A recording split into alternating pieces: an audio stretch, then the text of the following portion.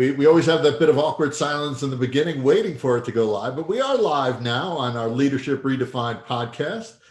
We have, of course, Anthony and Rich, Dr. A, Dr. B. How's everything going? Just ducky. And we have a special guest, great friend of mine and former classmate of mine in the doctoral program, Dr. Tom Desmond. Welcome, Tom. A little introduction, and we'll get into some of your experiences as a newer principal, but you do have extensive experience as an administrator in really every level. So go ahead, introduce and talk a little bit about your background. Yes, thanks, Al. I appreciate it.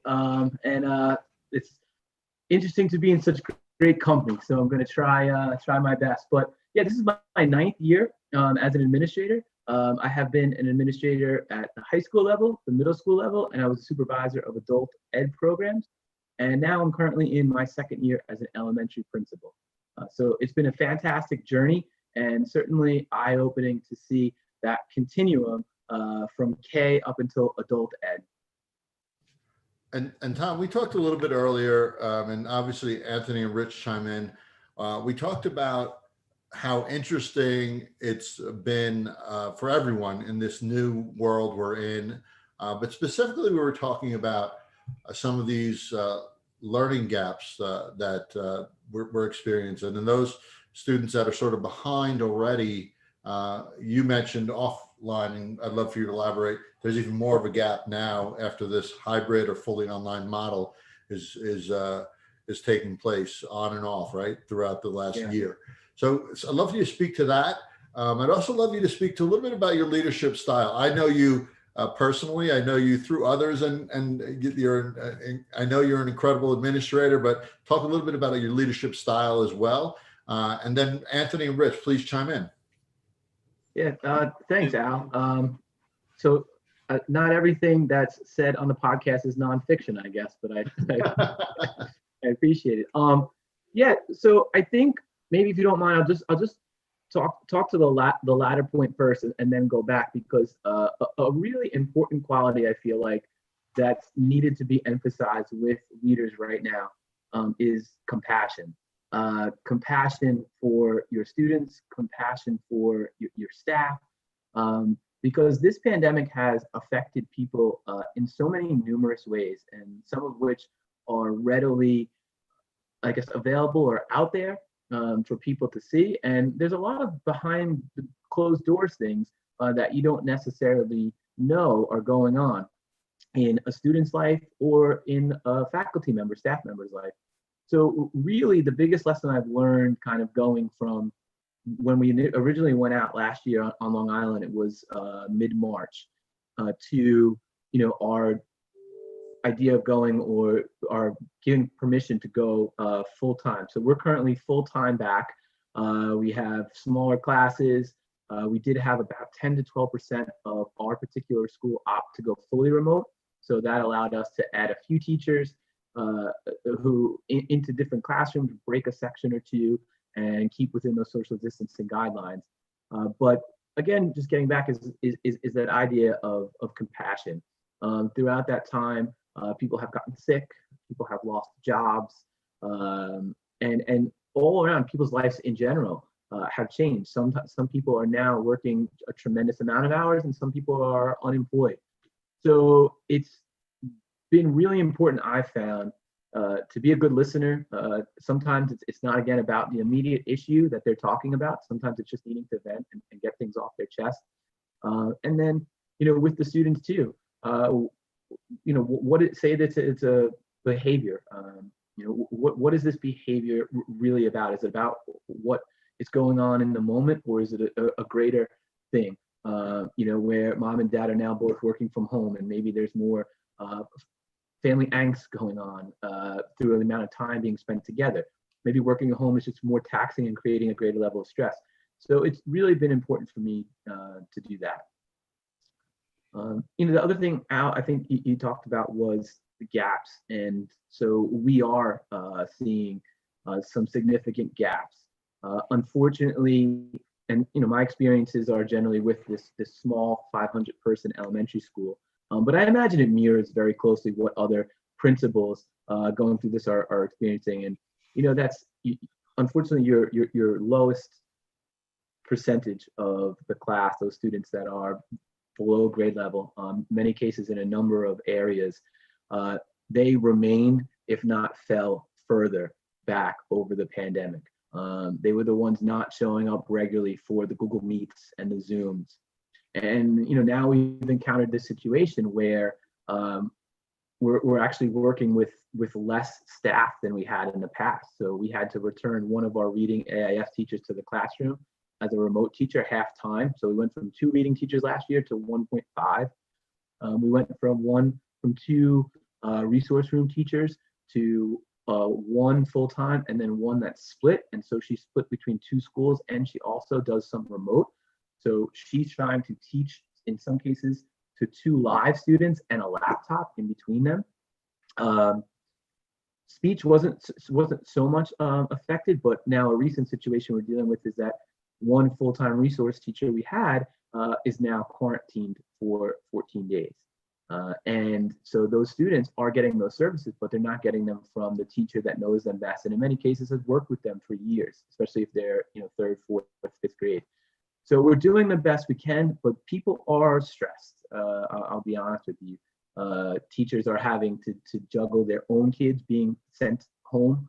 Sometimes they get notified at 7 o'clock at night. Okay, we had this case, schools are closed, we got a contact trace clean, we'll pick up back up. It creates childcare issues for people.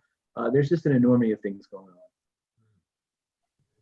Yeah, when you were talking, Rich, he reminded me of the 5 whys exercise that you always do. Sort of just dig down to the root, and it's a skill set that I think is essential, and it speaks to the compassion that you're talking about.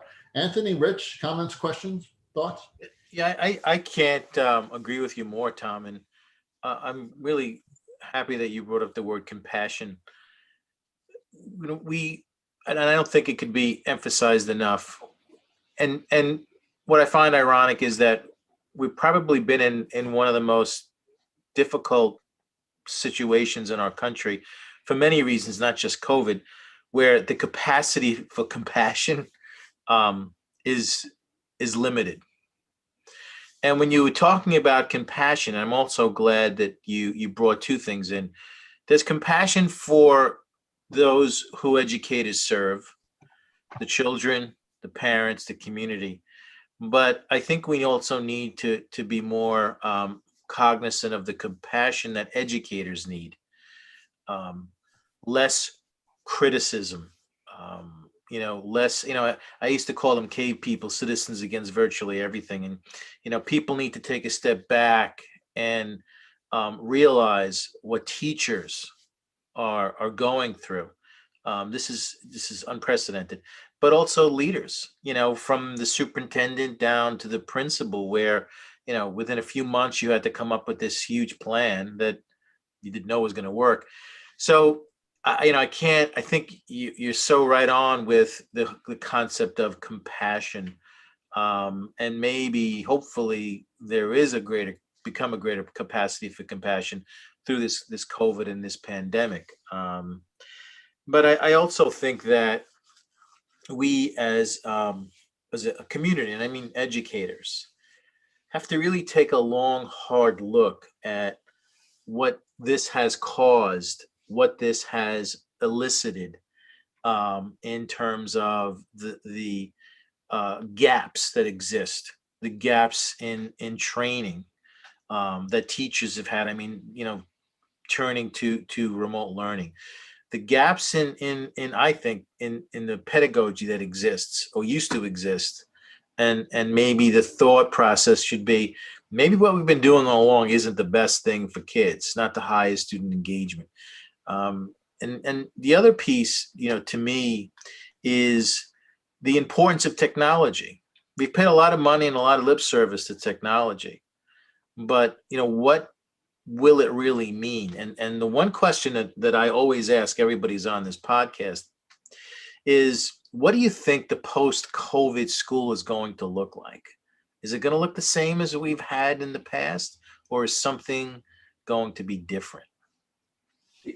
I'll tell you, Dr. Nunziata, I was of the belief, probably not more than a few years ago, that we were going to be getting rid of half of our teachers, putting TAs, and kids were going to be in rooms with computers for half the day, and then with teachers the other half of the day, and that was the direction in which we were heading.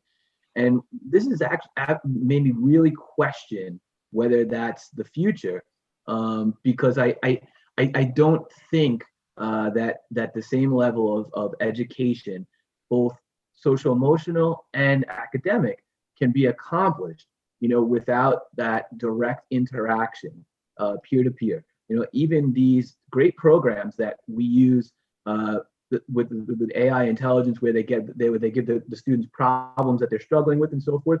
Those are great, but they're a tool in the toolbox, and I think it's really the educator in the front of the room who's able to utilize those components, but really put the whole piece of the puzzle together for those students. And just to comment quickly, like I think you raise a good point, because with that compassion, and also another word that comes to mind is understanding, it should be vertical and horizontal.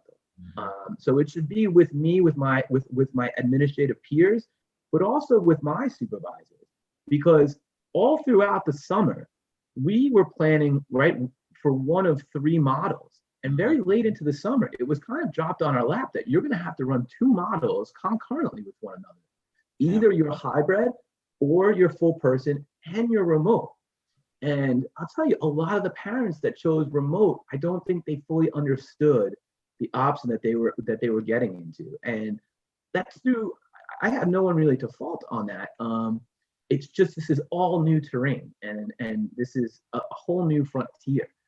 I had a conversation, with a parent who wanted to go remote till after the new year, and then come back in person. And I thought, you can't do that. You can't, a week before the trimester ends, when report cards are due and parent-teacher conferences are 2 weeks away, I can't put you with another teacher remotely and then have you come back a month and a half later. So everyone is still trying to understand this new world that we're experiencing. So it's been challenging. I'm not going to lie, and I know I've said that already. So there's so many places to go with what you're talking about. I'm going to just say this briefly, and then I want to come back to you, your last point, Tom, and I always like to connect back to what Anthony's driving at. And I just saw a column, I think it was yesterday, one of the things I was reading, but was wondering aloud, I'm not even sure who the author was wondering aloud how we as administrators, as leaders, mean to supervise the teachers. Are you supposed to observe teachers, to use an old-fashioned words, evaluate teachers based on their ability for students to handle the academic expectations? Or should you be evaluating teachers based on what you were driving at before, Tom, which would be the compassion theme? And that's funny, because if you think about our purpose, our collective purpose, most people would probably circle the wagons around, well, our job is to teach kids how to read, write, and do arithmetic. And we always, I think, silently keep that in the back of our mind and in our gut. But that isn't what this is about. This is deeper than that. And when people were beginning to future for this, like you said, you spent a whole summer parsing different models and trying to cut and paste things together, that probably got slipped through the crack because of the confusion. Perhaps I'll qualify it. Perhaps a confusion about what our purpose really is. And I guess I'll share a funny story. And one of the union reps came in and was very concerned about.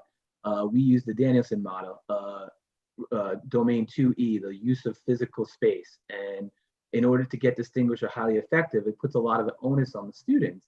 And with the new guidelines, they were concerned about how they would earn the evidence to support, that rating. Well, I said, listen, of course, I'm not going to hold anything against you. No problem. I'm going to be understanding. And then she put out that everyone's getting a 4. And I said, wait a second. No. That is not what I said. If I go in and I see back to school stuff on your wall, and it's November, that's not a highly effective, that's not highly effective as far as organization of physical space. But here's where I think, and I'm not saying I'm right and anybody else is wrong, but I made the pivot with that particular domain to say, I'm going to populate that with evidence on how you are handling teaching under this new regime. So if you have individually bagged things, if students are maintaining 6 feet, if students are maintaining masks, all of those things that are new that teachers have to do in addition to what they already had to do, I'm using that as evidence to populate that domain and give that teacher a highly effective. And I can't say that for all my peers. And that is, to me, is just adding another level of anxiety to their day that they don't need at this time. Yeah. Well, the word, one of the buzzwords out there is agility and nimbleness. Nimbleness. I was just thinking the same thing.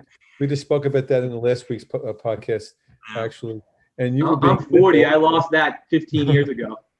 you were being nimble because you obviously went with it. Now, whether that gets pressed to the wall if people want to start parsing contract language, these are the kinds of probable futures that people didn't necessarily recognize, and they're going to be a victim to those kinds of conversations. As to come back to Anthony's point, as heaven willing, as we begin to come out the other side of this COVID tunnel, and whether we're going to be the same kind of organization as we were when we entered it.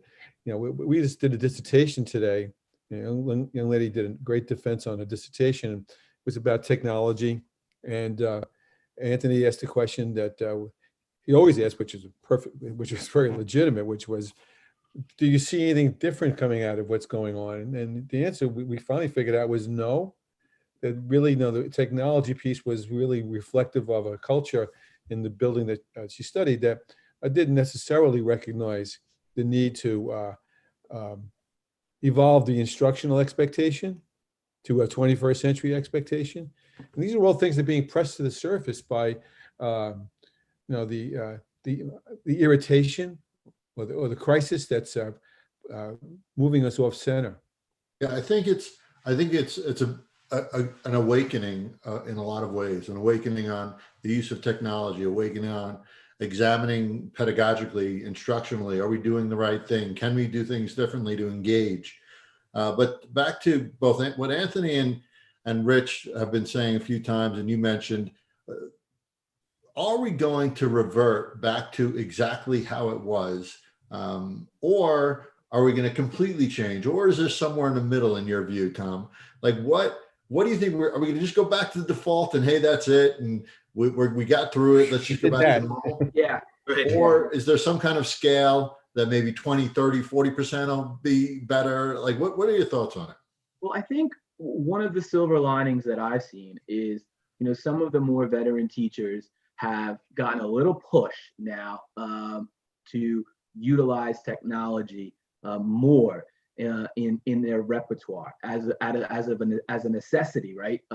Especially when we were virtual, and we are planning, and a lot of our PD within the district has been centered around potentially going back to that. So as far as we're trying to stay in person, especially at the elementary level, because we feel it's so important for those younger kids. We have done a lot of that. And I think there's going to be elements of that are not going to go away. So one thing that we did, we can't have visitors in the building anymore. So there's a peer group from the high school that would routinely come down and do presentations on anti-bullying and things like that. We Google Meeted them in, and we were able to utilize Google Meet, and the kids had signs, yes, no, and different things that they could hold up so everybody wasn't shouting. And it was really productive. The kids had a great time, like a break from the normal action, the interaction with the older kids. Obviously, there's some that have siblings, and it's like, oh, that's my cousin Jimmy up there, and that kind of stuff I think is going to stick around, because you can't always facilitate all those kids coming down, and you could certainly do that more often. Virtual parent teacher, open school night, they loved it. You could stay in the comfort of your own home. You didn't have to worry about childcare issues, things like that. And it was just as informative. Parents submitted questions in advance that they wanted the teacher answer. Some had the comment box open, and some of the more tech savvy parents were able to post comments. In a few weeks, we're doing parent-teacher conferences at the end of the semester. Those are going to be all virtual. Teachers have the option of staying in the building or going home and doing them from home. Many are choosing the in-school option because they just like to know they have reliable internet. It's a professional setting. They'll have access to the students' coursework and classwork and desk, whatever it is. And some, again, are going home because they're single moms or their husband has to work nights, whatever be the case, And so things like that, I think, are going to stick around. We have all of the teachers post their homework assignments now on their Google Classroom, and their Google Classroom has taken the place of the plan book as far as admins looking at that for supervision purposes. I don't see us going back to the antiquated paper and pen plan book being handed in. A lot of teachers had already converted to digital plan books, but they would still print them and hand them in. But this is something, I'm a co-teacher on all of my teachers' Google Classroom, so I can go in at any point and I can check to see the assignments that they're putting in, the participation level. It also allows me to access, to jump in on Google Meets and stuff like that. So for our remote learners, we were trying to give them as authentic of an experience as possible. So I made arrangements with the teacher and I went down and I've been popping in on their Google Meets, just saying hello, introducing them myself, asking them how they're doing, little things to make connections, build relationships, because a lot of them do feel disconnected from the school. And I said, like I said, a lot of the parents, I don't think understood the full ramifications of not having a kid, like little things like school pictures. Does my kid not get school pictures now? And so we had to make adjustments. And I think Dr. Bernardo brought it up earlier, is that old adage, you don't know what you don't know. And so as diligently as we tried to plan over the summer, there were just some things that were not at the forefront of our minds, but are still very important, like school pictures, like getting your 5th grade t-shirt, things like that, that are lasting memories for the students and important as far as, just having them feel part of the school community. PTA meetings, we do Zoom, which is fantastic because I could do them from this very office that you see. No more staying at school till 9:30 at night. Exactly. Yeah. I'll miss those days. Yeah. Yeah, and I think you summed it up really well, Tom. I think it's going to have lasting changes in certain areas, and the communication and the connection, while people are feeling isolated now, I think moving forward, those gaps in communication will be remedied because of everybody's how used to everybody is with the technology now, and those who can't make it will have the option.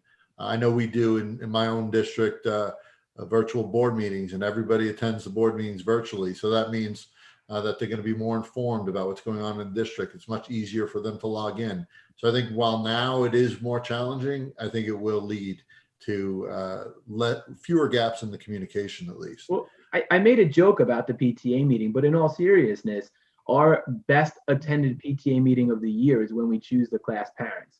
And then after that, there's a precipitous drop off in the number of parents that come.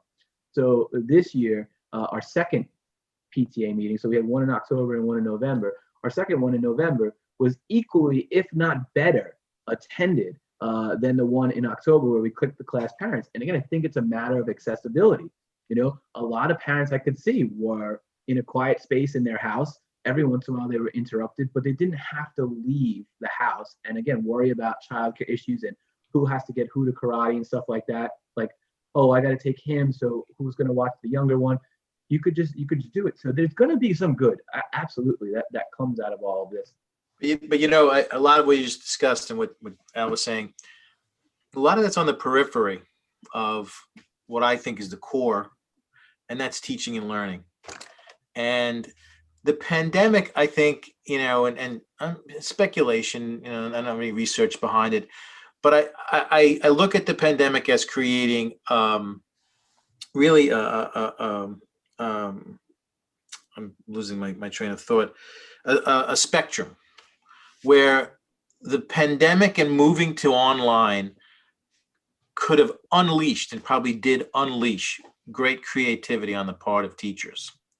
And on the other side of that spectrum, you have teachers who probably were trying to make their traditional mode of learning and teaching to fit the online modality. And I almost think, is there going to be some contentiousness among those two extremes? The teacher who did not have to worry about the Regents exam, but could just completely do the kind of teaching and learning and curriculum that they've always wanted to do, as opposed to those people who say, I just want to go back to the way it was. And I think, and I don't know the answer to this question, but I think a lot of that's going to play out in the post-COVID world. But I do agree with you. I think there's a lot of things that will remain, that will benefit people, that will benefit schools and benefit, communities. But I think that we really need to think about what's the implications for teaching and learning as a result of this pandemic. Yeah, I'm going to be a real pill right now and ask a question I don't know the answer to. And I don't, in fact, I know, here's a quick question, Tom. Did they cancel the state testing for the elementary school? Not at this point. All right, now we know they canceled it for the high school, at least for January. Yeah. And they canceled the testing back in the spring. Why? I don't know. And what's interesting is that was a conversation that I had today as well. A parent was on remote and, was questioning about, are they going to be, the parent was a little confused about attendance and things like that. I think they might be going, they might have be forced to travel for a medical issue. And I said, I don't know about the state test. I said, I ordered enough for every student in the building, but I haven't received any guidance on how I'm delivering these paper-based exams to the students who are remote learners. Who is proctoring, these exams? Where are they taking them? And so I'm waiting for further guidance on that. I'll tell you too, with regards to instruction, I think it's been challenging for the teachers who are doing a lot of the remote in having the parents or the supervisor there listening. It's been a couple years since I've been in the classroom, and this might surprise you guys, but I was pretty friendly with, and I got to know my students, and you develop a rapport, and a little bit of who you can say what and to, and so forth and so on. But it gives me a little bit of like an outsider peering in. And, I think a lot of teachers are not being themselves, knowing that. And I think Dr. Nunziato, you spoke about, at some degree, whether it be, the number one thing that comes to mind is AP English, where, you can get into some pretty deep conversations, and they can get, and these students are smart, and a lot of these students that are in AP, they're very well read. And, I know just in some of this, sharing with that, there's been issues. And so I don't know, as far as with where we go on, if there's a way to get around that. There's a percentage. It sounds like you're saying, what I'm hearing is they're teaching almost in a guarded way. And that's dangerous in relationships. That's dangerous and really dangerous in teaching, because you don't have that same genuine, open learning environment that you do in a classroom where it's just the student and the teacher. Rich, and I want to wrap up here in just a few minutes, but Rich, go ahead. That rolls back to the point that Anthony raised. The opportunity for an elevation is the right verb. I can't think of the right verb. An elevation, an improvement, more creativity in terms of how we engage students is an evolution. It's here. We have the opportunity. And to what extent do we have the capacity or the leadership or the will from the community to all find the sweet spot to truly leverage this to something else? Because talking heads like I'm doing right now may have worked back in 1956, but then it hasn't worked for a long time, if it ever worked for that matter. And if we're still perpetuating that, and we go back to that after we've begun to tiptoe through the tulips of some different ways to work with students and to get the people to work with each other, that would be really unfortunate. I agree. Rich, I think that's a good last word from you. Anthony, final thoughts, and myself, and then Tom will give you the final thought. No, just that I appreciate your thoughts and your comments, Tom, and knowing you and knowing who you are. I know you're doing a bang up job over there. I have no doubt. And I feel for you. I feel for the people in education now. I mean, we have our own challenges in higher ed. But someone said to me today, says, would you want to go back to the superintendency? And I always have thought about going back, but I have to tell you, probably not now. And then on the other side is, you can never waste a great challenge. Wow. And I think that's what Rich was just saying when he was talking about elevating. Sometimes a great challenge like this needs to be harnessed to make some real significant improvements in teaching and learning, much of which we haven't seen, at all, if not for a very long time. But I certainly appreciate your comments, Tom. Thank you. I think it's wonderful to have those aha moments. And I think a lot of people have had those aha moments throughout this, but aha moments don't mean much if you don't learn, grow, evolve from that moment. And that takes discipline. That takes continuing to reflect and grow and be better, right? So one of the many things that you said today was talking about that compassion. And I think without that, none of this is going to, because without compassion and empathy, I think lines of communication close. People get more frustrated. People don't talk about what needs to be talked about in a trusting and open way. So I appreciate you being here. Love having you on. Really couldn't love having you on again, Tom, and moving forward. But I want to give you final thoughts on what we've discussed and moving forward. Well, Al, you took the words out of my mouth, so I'm done. No, I think it's unfortunate the conversation again, like that we focused on tonight. It's been all encompassing, and I know we have a new superintendent, and one of the first things that he said to us over a meeting over the summer was, how excited will we be to just get back to talking about curriculum and instruction and the things that we're passionate about, and not talking about quarantines and contact lists and 6 feet and all this stuff. And it was universal that everyone obviously agreed with him. This was not why any of us got into this profession, but there are a lot of silver linings, and there is a lot of good that will come out of this. A lot of things, as we touched on, will absolutely improve things down the road for students and staff. And thank you all for having me. I really appreciate it. This was an absolute pleasure, and it was great to see you guys again. Thank you so much, Tom, really.